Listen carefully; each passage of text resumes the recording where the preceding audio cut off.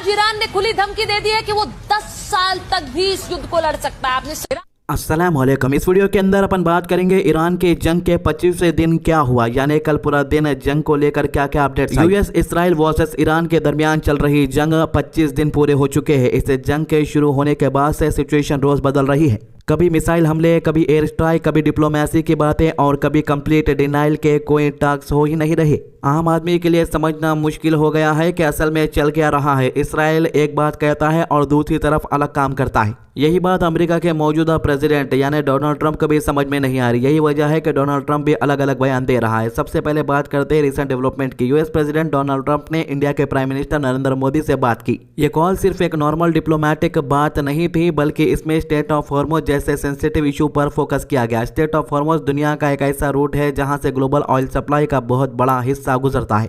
अगर ये रूट बंद होता है तो सिर्फ मिडिल ईस्ट नहीं बल्कि इंडिया और यूरोप के कई मुल्कों को भी परेशानी का सामना करना पड़ सकता है। इंडिया के 2 जहाज जो छोड़े हैं स्टेट ऑफ हॉर्मुज से, वो सिर्फ इंडिया के आवाम के लिए छोड़े गए थे। इंडिया के जहाज़ों को एक बार फिर से रोक दिया गया है। यही वजह है कि यहाँ पर कमर्शियल गैस सिलेंडर नहीं मिल रहे हैं। इसको लेकर ऑपोजिशन पार्टी यानी कांग्रेस ने जमकर मोदी पर निशाना साधा था, क्योंकि जंग के शुरू होने से पहले मोदी सरकार ने यानी मोदी ने खुद कह दिया था कि इसराइल फादरलैंड है।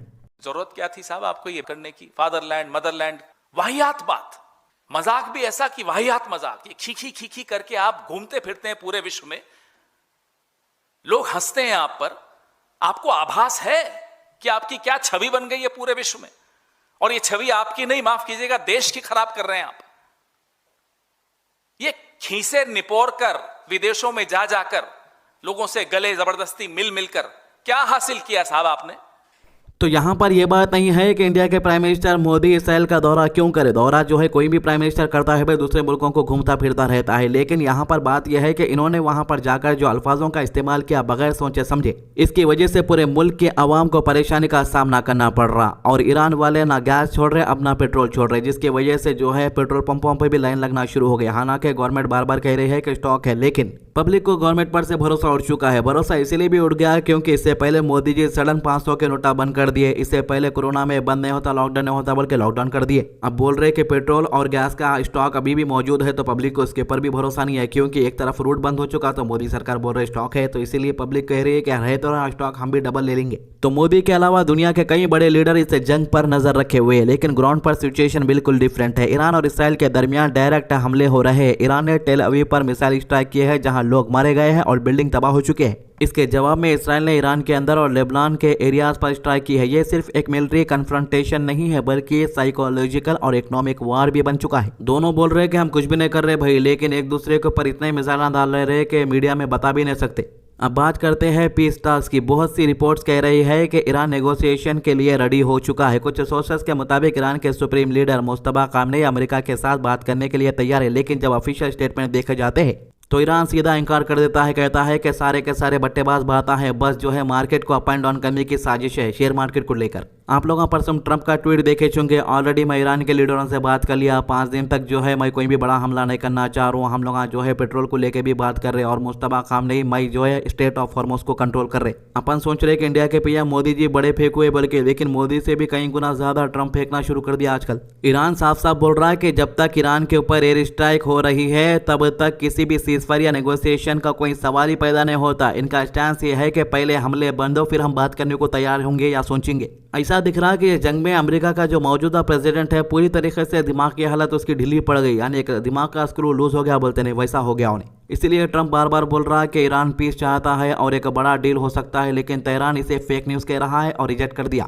तो यहाँ पर पब्लिक के बीच में कंफ्यूजन क्रिएट हो रही है, क्या अटैक सच में हो रही है या सिर्फ पॉलिटिकल प्रेशर क्रिएट किया जा रहा। तो अब इस जंग के अंदर सऊदी अरब का रोल भी बहुत ही अजीब दिख रहा। रिपोर्ट के मुताबिक क्राउन प्रिंस मोहम्मद बिन सलमान ने ट्रंप से कहा है कि ईरान के खिलाफ एक्शन को रोकना नहीं चाहिए। मतलब कुछ महीने पहले जो सऊदी अरब ईरान के साथ दोस्ताना करना चाह रहा था, आज वही सऊदी अरब फोन करके ट्रंप को बोल रहा है कि ईरान को कितना मारना है मारो, यही मौका है, हम तुम्हारे साथ है, ईरान के ऊपर हमले रुकने नहीं चाहिए। कौन बोल रहा? सऊदी अरब फोन करके बोल रहा ट्रंप को। तो सऊदी का मानना है कि ये एक मौका ही है ईरान की मिलिट्री पावर, खासतौर पर मिसाइल कैपेबिलिटीज को खत्म करने का। लेकिन बड़े भाई ईरान ये बोल रहा है कि जितने मिसाइल मैं इसराइल और दूसरे मुल्कों के ऊपर डाल रहा हूँ उससे डबल मैं बना ले रहा हूँ एक ही दिन के अंदर, और 10 साल तक मैं आराम से जंग लड़ ले सकता हूँ, मेरे को कोई परेशानी भी नहीं होगी।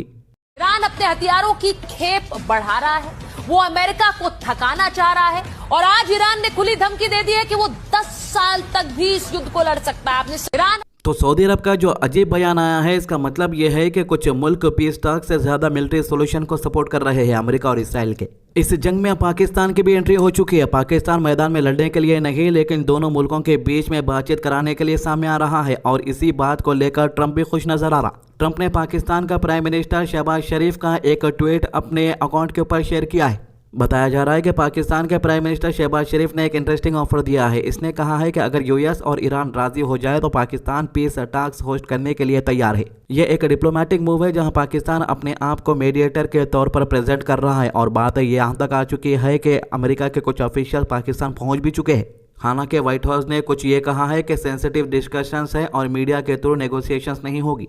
अब सवाल ये उठता है कि अगर इतनी सारी ऑफर्स आ रही है तो फिर टॉक्स स्टार्ट क्यों नहीं हो रही। इसका जवाब ईरान की कंडीशन में छुपा है। ईरान सिर्फ टेम्पररी सीज़फायर नहीं चाहता। ईरान का कहना है कि अगर टॉक्स होती है तो इसमें कुछ बड़ी डिमांड शामिल होंगी, जैसे कि फ्यूचर में यूएस कोई हमला ना करे, वार का कंपेंसेशन दिया जाए और स्टेट ऑफ हॉर्मुज़ पर ईरान का कंट्रोल एक्सेप्ट किया जाए। ये डिमांड यूएस के लिए एक्सेप्ट करना बहुत मुश्किल है। इसी वजह से टॉक्स आगे नहीं बढ़ पा रही। इस जंग का इम्पैक्ट सिर्फ बैटलफील्ड तक लिमिटेड नहीं रहा, ग्लोबल इकोनॉमी पर इसका सीधा असर दिख रहा। ऑयल और गैस के प्राइसेस बढ़ रहे हैं, यूरोप की ग्रोथ स्लो हो रही है, एशिया में एनर्जी क्राइसिस का खतरा बढ़ रहा है। बड़े भाई, ये जंग से खाली इंडिया परेशान नहीं है। आप इंडिया के हालात देख के बोल रहे होंगे कि ये क्या भाई, रोड के ऊपर आ जाना पड़ा आवाम को बोल के। ये जंग के अंदर सिर्फ इंडिया की आवाम सड़कों के ऊपर नहीं है, बल्कि दुनिया के कई मुल्कों के अवाम सड़कों पे आ चुके हैं, यहाँ तक कि यूरोप के कुछ मुल्क भी। और इसी कड़ी में शामिल होता है एक और मुल्क, फिलीपींस। जी हाँ, फिलीपींस ने तो नेशनल एनर्जी इमरजेंसी भी डिक्लेयर कर दिया। ये एक क्लियर सिग्नल है कि सिचुएशन कंट्रोल से बाहर जा सकती है अगर जल्दी सोल्यूशन नहीं निकला। स्ट्रेट ऑफ हॉर्मुज़ का इश्यू सबसे बड़ा कंसर्न बना हुआ है। अगर ईरान इसे ब्लॉक करता है तो दुनिया भर में फ्यूल सप्लाई डिस्टर्ब हो सकती है। ईरान ने कहा है कि वो नॉर्मल शिप को अलाउ करेगा, लेकिन जो कंट्रीज वार में इन्वॉल्व है उनके लिए रिस्ट्रिक्शंस हो सकती है।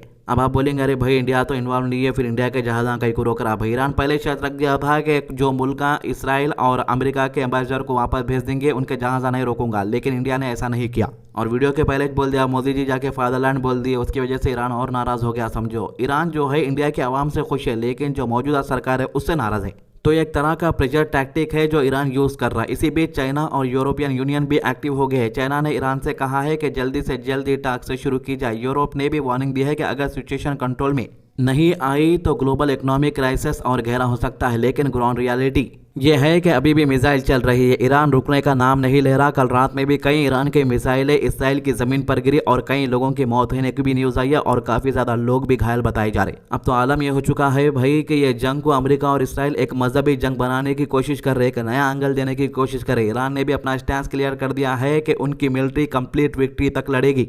ये एक स्ट्रॉन्ग मैसेज है कि ईरान इजीली पीछे हटने वाला नहीं है। इसराइल और यूएस भी अपने ऑपरेशन कंटिन्यू रख रहे हैं। रिपोर्ट के मुताबिक ईरान के अंदर मिसाइल स्टोरेज फैसिलिटीज और इंटेलिजेंस हेडक्वार्टर तक टारगेट किए गए हैं। इसका मतलब यह है कि कॉन्फ्लिक्ट और एस्केलेट हो रहा है, ना कि कम। अब सबसे इंपॉर्टेंट सवाल, आगे क्या होगा? तो मेरे अंदाजे के हिसाब से 3 पॉजिटिव सिनेरियो सामने आते भाई। पहला, लिमिटेड टॉक शुरू हो जाए और एक टेम्पररी सीजफायर हो। दूसरा, वार और ज़्यादा एस्केलेट हो जाए और गल्फ कंट्रीज भी डायरेक्टली इन्वॉल्व हो जाए, क्योंकि कल न्यूज़ आई थी कि कुवैत भी हमला कर रहा है ईरान के ऊपर। तीसरा, एक लॉन्ग टर्म कॉन्फ्लिक्ट जहां ना पूरी वार रुकती है ना पूरी पीस होती है। तो ये थे अभी तक के अपडेट। आज की अच्छी बात, हुजूर सल्लल्लाहु अलैहि वसल्लम ने फरमाया कि ला इलाहा इल्ला अंता सुब्हानका इन्नी कुन्तु मिनज़ ज़ालिमीन। ये ऐसी दुआ है जब कोई मुसलमान इसे पढ़कर दुआ करेगा तो अल्लाह ताला उसकी दुआ कबूल फरमाएगा। तिरमिज़ी 3505। हमारे चैनल को सब्सक्राइब कीजिए, वीडियोस को ज़्यादा से ज़्यादा शेयर कीजिए। अल्लाह हाफिज़।